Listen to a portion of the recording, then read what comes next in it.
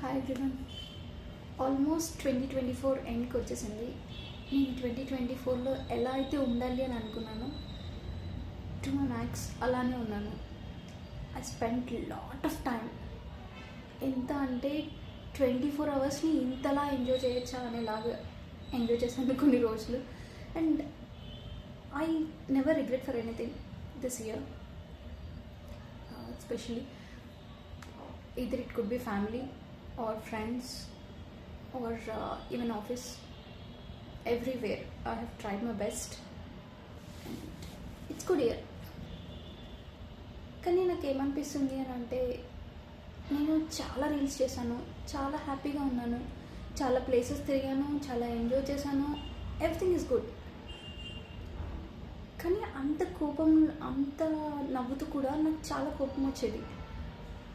Definitely there could be only some people who can hold our anger. Definitely I have to thank them now.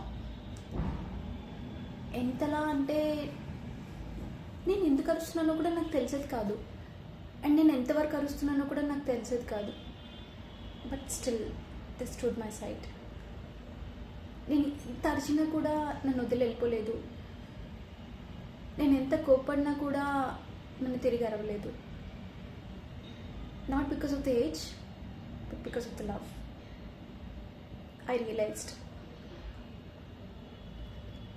మనం హ్యాపీగా ఉన్నప్పుడు చాలామంది మనతో పాటు ఉంటారు, బట్ మనం కోపం ఉన్నప్పుడు మన చుట్టూ ఎవరు ఉండరు. ఎందుకంటే ఎవరు మన కోపాన్ని బేర్ చేయలేరు. ఆ స్టేజ్లో ఎవరు ఉండరు, ఉండాలని అనుకోరు కూడా. But one person made it in my life this complete year. Whenever I was angry, she's there by my side. And whenever I am not okay, I need some time, she gave me. Yeah, that's my daughter. If at all I have to thank someone who made me happy this day to this extent, it's just my daughter. ఎందుకంటే నా కోపాన్ని చాలా దగ్గరగా చూసింది, చాలాసేపు చూసింది. నేను హ్యాపీగా ఉన్నప్పుడు ప్రతిసారి రీజన్ అడిగింది. నేను ఏడ్చిన ప్రతిసారి ఇట్ విల్ బీ ఓకే అని చెప్పింది. So she made my day.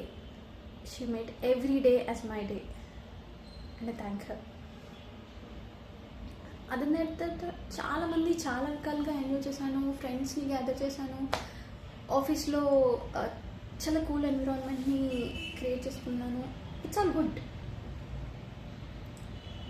This is special and I want to share. Thank you. Thanks for holding my anger as yours. Thank you so much.